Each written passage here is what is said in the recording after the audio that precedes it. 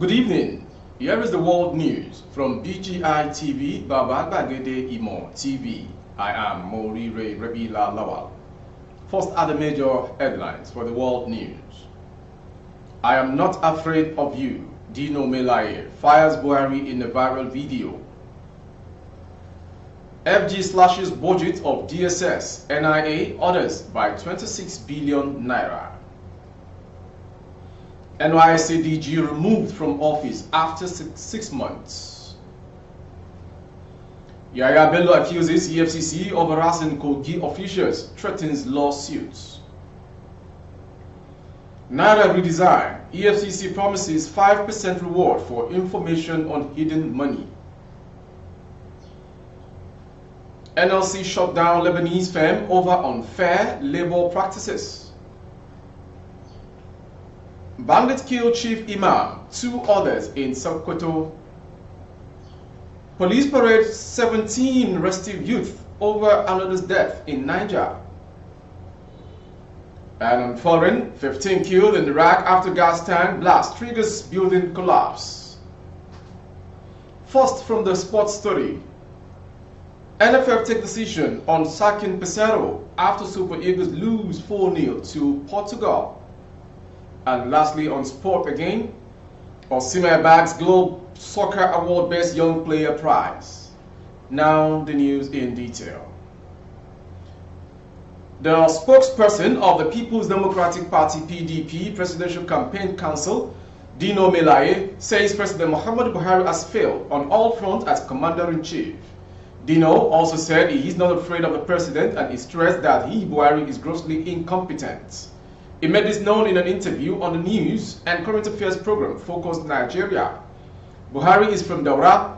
I have conquered fear. I am not afraid of arrest. But we cannot keep quiet and continue to live like this. In everything, Buhari has scored F9. In the economy and insecurity, in fact, in everything. His comment comes off the back of the launch of the presidential campaign of All Progressive Congress APC. Melaye said Senator Ahmed Bola Tinubu during his campaign in Jos was an early warning signal that he isn't fit to preside over Nigeria. Melaye said Tinubu's unsteady gaits to his encouraged and the unintended but welcome prayer for the PDP at the Jos rally demonstrated another pattern of unfitness for the office he seeks to occupy. He said electorate should use the period of campaign to mark the script of various candidates and their parties. Moving on to the next story. Several intelligence agencies like the Department of Security Services, National Intelligence Agency, and Defense Intelligence Agency have seen their budget slashed in the 2023 budget. Sharada, chairman out of Representative Committee on National Security and Intelligence, on Thursday disclosed this during a budget defense session. He stated that the budget of intelligence agencies has been slashed from 221.7 billion naira in 2022 to 195.18 billion naira in 2023. Mr. Sharada also appealed to the government to end the envelope budget system for intelligence agencies. It is instructive notes that the total budget for the intelligence community was slightly reduced from 221.7 billion naira in 2022 to 195.18 billion naira in 2023, the lawmaker said. In his speech, the National Security Advisor, Babagana Mongudu, said the recent onslaught against bandits and insurgents is traced to the intelligence supplied by the intelligence agencies. He said that the problem of insecurity in this century requires a different approach that requires intelligence. Moving to the next story. President Muhammadu Buhari has approved the immediate removal of Brigadier General Mohammed Fada as the Director General of the National Youth Service Corps (NYSC), barely 6 months in office. Fada, who was appointed DG of the NYSC in May 2022, took over from Major General Shahabu Ibrahim as the 19th person to hold the position. NYSC Director of Press and Public Relations, Eddie Megwa, who confirmed the development to leadership last night, could not disclose reasons for his sack. However, media reports suggested that the president ordered the removal of Fada due to his incompetence. Fada is said to have been asked to hand over to the most senior official within the NYSC. The senior official who takes over from father is expected to act as DG of the Corps, pending the announcement of a new appointment. Moving to Kogi State. Governor Yahaya Bello's administration has threatened to sue the Economic and Financial Crimes Commission (EFCC) over the alleged harassment of state officials. Information Commissioner Kingsley Fanwo issued the threat in a statement on Thursday in Lokoja. The government said the action became imperative given the anti-graft agency's alleged undermining and flaunting of the orders of a high court in a case between it and the state. The government accused EFCC of illegal harassment of state officials over a bailout fund. The commission tried fruitlessly to prove was staged in an account despite a court's injunction restraining it. The High Court had in suit number HCL/128/2021 filed by the Kogi State government against the EFCC and other defendants with respect to the said bailout funds, issued an injunction on December 3rd, restraining the EFCC or its agents from inviting or arresting any government official or requesting for any document relating to the matter pending determination of the motion on notice, stated the Kogi government. It added, but in spite of that, EFCC attempted to arrest the cashier of the Kogi State government house even without its appeal against the court order was yet to be heard and determined. This attempt by the commission is a clear and flagrant violation of a substituting order by a competent court of jurisdiction, which will be challenged in the court of law. Moving to the next story as regards the currency redesigning. The chairman of the Economic and Financial Crimes Commission (EFCC), Abdulrashid Bawa, has promised financial reward for information on persons hearing and holding Naira North. Whistleblower will be rewarded with 5% of the funds recovered, according to the EFCC board. Bawa disclosed this in an interview with Dostwell Alsa Service on Wednesday, November 16th. We are also calling on Nigerians and even non-Nigerians that all channels are accessible. If anyone knows someone who eats suspicious money, they should alert us and we will investigate it. When we investigate the money and get it, the whistleblower also gets 5%, he said. Bawa also said the redesign of the Naira was not politically motivated. According to him, the move was targeted at returning hidden public funds to the banks. He noted that the government wants to force people who eat money at home to deposit them in bank accounts. From that story, we go to the next one.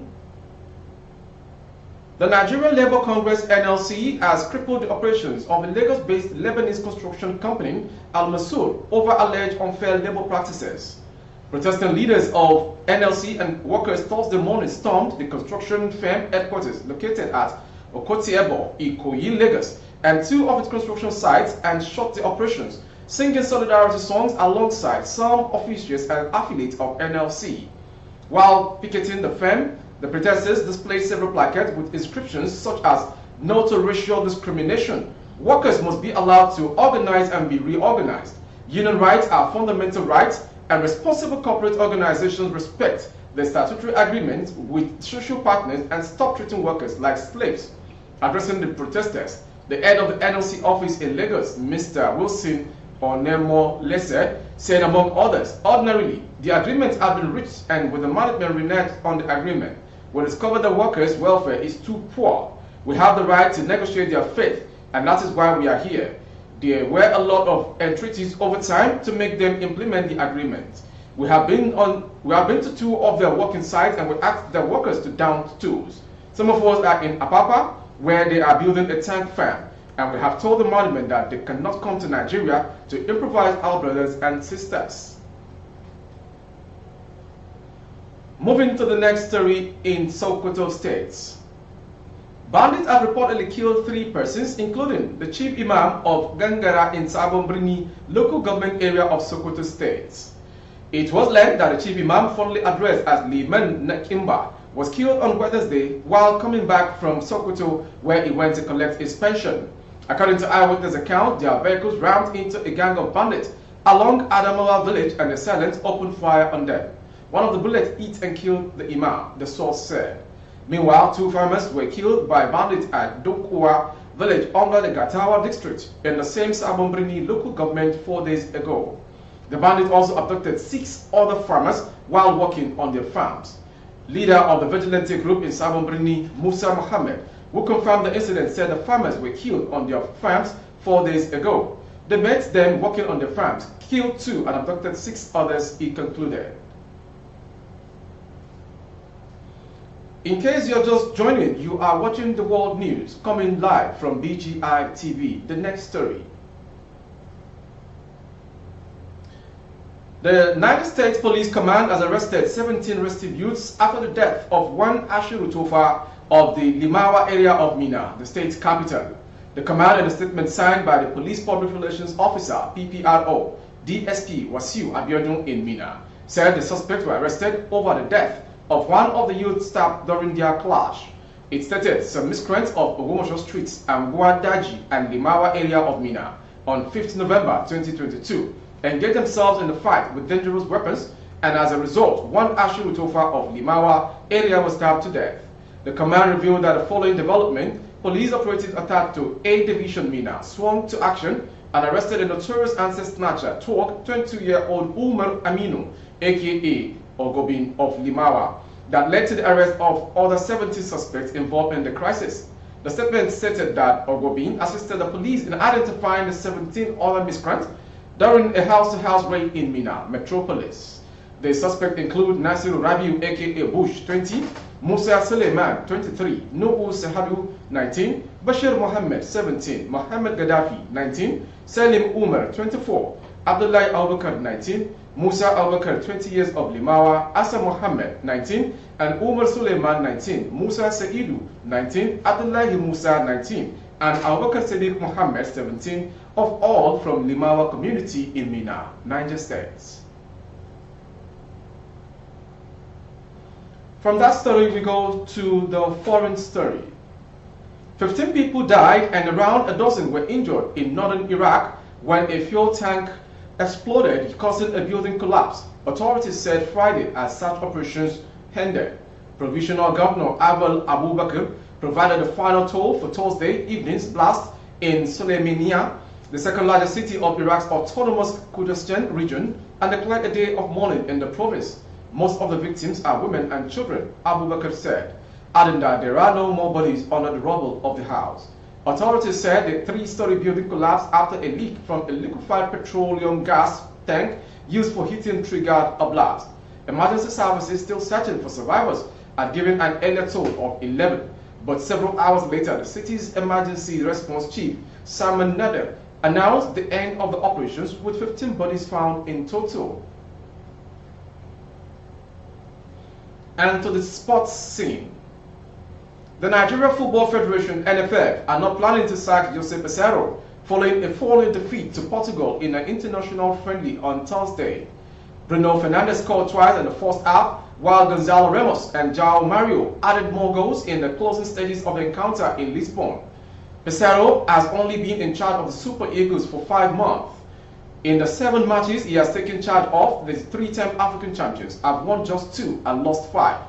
The meek display from Peseiro's team has led to rumblings for the Portuguese coach to be pushed closer to the exit door. But a high-ranking NFL official told ESPN he has just started and will need to be patient with him. He has also won the 2 games that were important. That is the qualifiers for the Nations Cup. Friendlies are just friendlies, and we will judge him on the qualifiers only. So an interesting sports story that ends the world news this hour. Super Eagles star Victor Osimhen has won the Best Young Player prize at the 2022 Globe Soccer Award. The Napoli forward beat Gavi and Valverde to scoop the prize in the ceremony held at the Medina Jumeirah in Dubai on Thursday. Congratulations to Victor Osimhen on winning the 2022 Globe Soccer Award for Power Us Emerging Player of the Year. Globe Soccer Award wrote on its official handle on Twitter. That ends the world news this hour. Before we go, some major headlines. I am not afraid of you. Dino Melaye fires Buhari in a viral video. FG slashes budget of DSS NIA orders by 26 billion naira. NYSC DG removed from office after 6 months. Yaya Bello accuses EFCC of harassing Kogi officials. We're also brought to you on sports. NFF take decision on sacking Pesero after Super Eagles lose 4-0 to Portugal in the friendly Thursday night. For more updates on YouTube, our handle is Babagede Imo TV. Kindly subscribe and click on the notification bell, select option all to access our broadcast. On Facebook, Bagede Imo with Alawi Adebayo. Please like and follow the page. On Instagram, Bagede Imo _22. For advert placement of goods and services, coverage of events and functions, please dial the phone number streaming on your screen for advert placement only. Thank you for watching. I am Morire Rebila Lawa. Jumat Mufida to all Muslim faithfuls all around the world. Oh, na, na, na. If you want to know what's going on in city, or you want to listen to the latest news and gist, no stress, oh, just tune to BGI TV. BGI TV, you're one in a million.